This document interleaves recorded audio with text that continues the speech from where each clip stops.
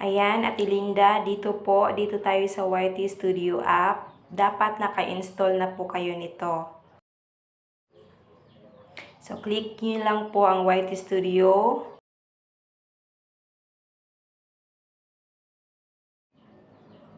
Then, dito po sa Analytics, click sa baba. Then, dito po sa taas, swipe nyo lang to the left. Ayan, makikita ninyo ang watch hours, subscribers, estimated revenue. I-click nyo lang po ang estimated revenue. Ang nakalagay po dyan, 28 days lang. Ayan, click natin. Tapos, dito sa taas, makikita natin ang 365 days or lifetime. Ayan. Hanapin natin ang 365 days, then click. Then scroll up, makikita natin ang estimated revenue sa 365 days o 1 year.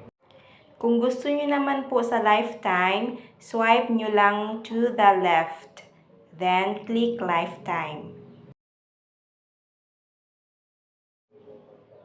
Then scroll up, tas makikita natin ang estimated revenue sa lifetime.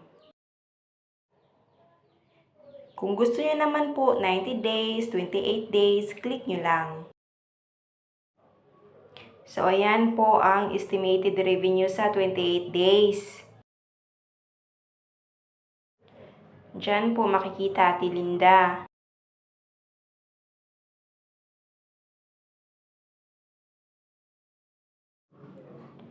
Kung sa AdSense naman po, Ate Linda, dito po tayo.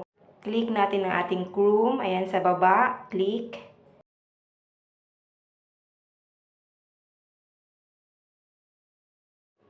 Tapos, search lang natin ang AdSense. Type AdSense. Then, click AdSense. Tapos, makikita natin Google AdSense. Click Google AdSense. Tapos, mapupunta tayo dito. Dahil nakaset itong akin sa Tagalog po o sa Filipino, click magsimula. Then, click nyo lang po ang inyong account, yung main account nyo po. So, ang sa akin, click ko ito, yung account ko.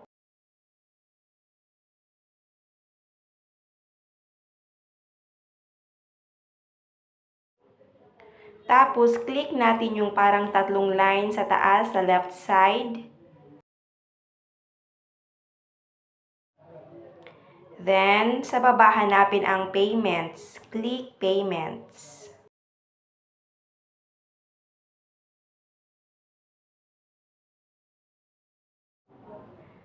Then, payments info. Click payments info. Then, click natin yung parang arrow sa AdSense Philippines. Then, click Philippines US dollar.